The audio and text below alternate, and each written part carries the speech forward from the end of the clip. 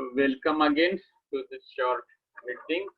So we were discussing characteristic particular, use of characteristic particular for finer differentiation of remedy. And then we have come across two important concepts, that this particular symptoms only, howsoever they are peculiar, they should not be considered and prescribed upon, and due respect should be given to the totality of symptom. And then we also discuss this important term, first grade general symptom. It is nothing but a contradictory symptom or contradictory modality which is exactly opposite. That means a particular modality will have a modality which is exactly opposite to the modality of a general symptom. That is first grade general symptom. And third important point I want to discuss is second. बोला. ऋतुजाला इन करा ना. आली का? तिचा message आला. आलीच नाहीये अजून. नाही आली का?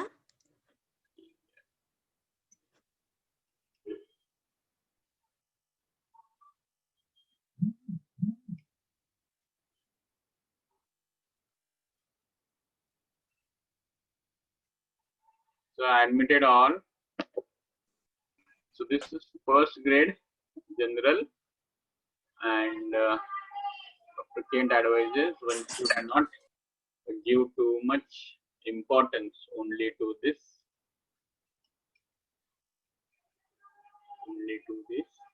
peculiarity of particular symptoms.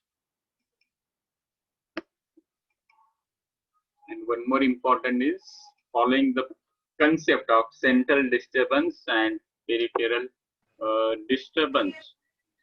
One should always see to it that the central disturbance is covered, and if rarely the peripheral disturbance, if the characteristic particular is not covered, don't worry, go ahead with the mental general and physical general. Then we will discuss one more principle, one more philosophical background of Kent repertory is limited generalization. This is a very important concept of Dr. Kent, limited generalization. Why this is important? One very simple answer is it is many a times asked as a short note. Remember, short note on the term generalization, short note on the term grand generalization, short note on the term limited generalization, short note on the question compare and contrast between grand generalization and limited generalization. And here I want to make it very clear that there is no term like partial generalization. There are only these three correct terms. One is a generalization, another is a grand generalization, and third is a limited generalization. And the limited generalization is the important philosophical background of Kent's repertory. So we'll study what is generalization. Generalization means when we convert a particular symptoms into general symptom, it is called as process of generalization. And there are two different processes of this generalization. One process is given by Dr. Onimusen, that is grand generalization, following this very simple and difficult logic. What is true for part is true for whole. It means if there is a sensation of a particular symptom, if it is a modality of a particular symptom, it is not only limited up to that part, but as part is belonging to the whole. So what is true for part should always be true for whole. And then Dr. Boni-Hussein applies the sensation and modality of a particular symptom, even up to the aspect of few locations of particular symptoms. He applies to the whole body, and then this concept is called as grand generalization. And remember, when Dr. Kent entered into this field of repertory, and whenever he has done the search for this proper philosophical background followed in the simillimum, he was not at all satisfied by this grand generalization. It is also called as a over generalization. And then he was of the opinion, Dr. Kent. So whenever we study limited generalization, we are always studying this term limited generalization in comparison with Boni-Hussein's philosophy, in comparison with grand generalization. And the generalization says, grand generalization says, particulars always fall in the line of general.